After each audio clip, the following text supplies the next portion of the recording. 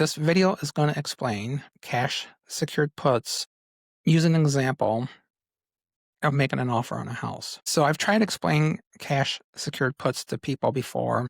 Sometimes it's successful and oftentimes it's not very successful. So recently I explained cash secured puts to somebody using an example of a house, and they understood it. And they understood it pretty quickly and without much reinforcing of what I just explained, which was pretty amazing. So I decided to create some videos on explaining cash secured puts and cover calls using real estate as an example, because people understand making offers on houses. And when I use that to talk about the options, they seem to understand it. So let's see if we can have some more success explaining this. Okay, so here's the house. Let's say the market value for this house is $100,000. Now it looks like a pretty nice house. It's probably worth more than that, but let's just say it's worth $100,000. However, I'm always looking for a deal. I like the house, but I don't like maybe paying $100,000 for it. I'm thinking it would be a really great deal at $90,000. So, like a lot of people do, they offer a little bit less than asking price for a piece of real estate. So that's what I'm going to do. I'm going to offer $90,000 for this house. And the person that owns the house has 30 days to decide if they want to sell it to me for $90,000 or not. So far, we're doing pretty good.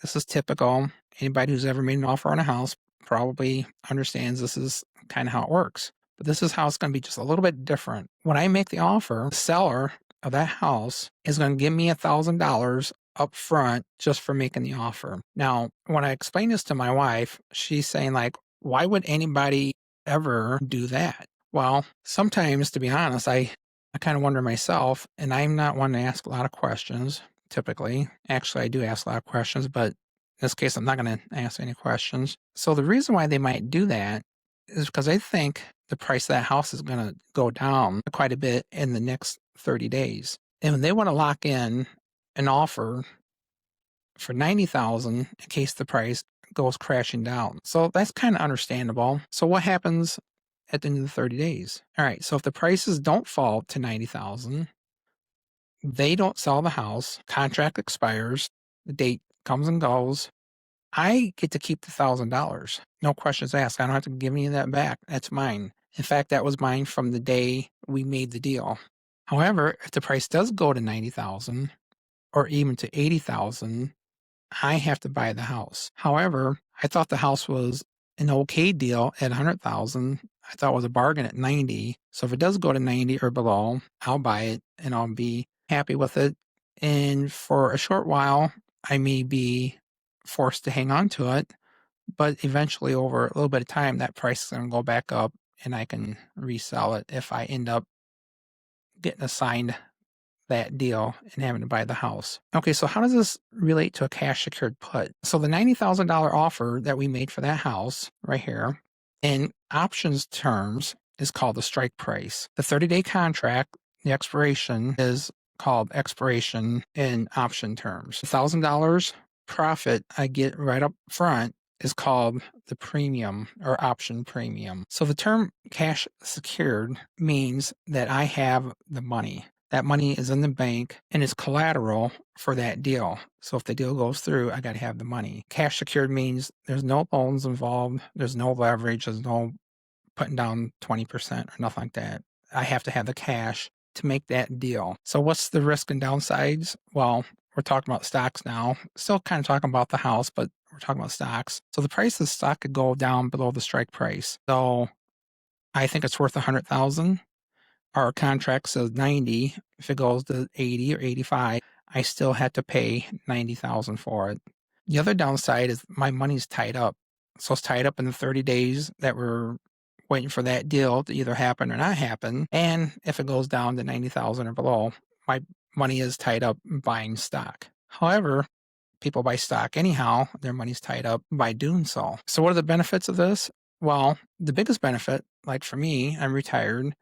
I'm generating steady income weekly and monthly by selling these cash secured puts and collecting income. And by being selective on what stocks you pick, the dates, there's a very high probability that you're going to be profitable. Another benefit is very limited downside risk. So basically, the biggest downside risk is the price of the stock going down to the strike price or below, and you buying the stock. If you buy the stock at the strike price, and that's where it is when the contract runs out, you've basically bought the stock at a discount at what it's trading at that moment. If the price goes down a little bit more, let's say to 85,000, you paid 90,000 for it, so you're 5,000 in the hole, which is not the end of the world. If you would have bought it for 90,000 just because anyhow, because you thought it was a great deal at 90,000, you'd still be 5,000 in the hole. And I'm not going to say you lost 5,000. You're not losing 5,000 until you sell that stock at a loss. As long as you hang on to it till the price goes back up,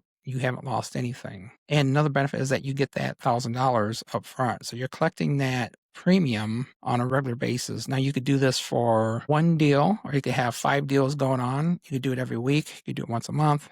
There's all types of things that you can do for this. So in summary, you're making an offer to buy stock at a certain price. You're collecting the payment up front, the premium. You keep that premium even if you're not assigned, meaning you don't buy the stock, you keep that $1,000. And if the price does go to 90,000, you buy the stock, but you still keep the premium. So people sell cash secured puts to generate passive income. Now you might be asking yourself, okay, great, I just bought that $90,000 worth of stock. Now what do? I can't keep doing cash secured puts because I have this stock. I don't have any money left. Well, the good news is that you do something called selling cover calls using the same house example in the same stock. So tune into the next video. There'll be a link in the description of how a cover call works and how once you get assigned your stock in a cash secured put, use that money to create income again by selling a cover call. And if you like these types of videos and want to learn more about options, be sure to subscribe. I have a playlist that goes through an ebook from start to finish for the very beginner person learning to sell options, specifically cash secured puts and cover calls. So we'll see you in the next video.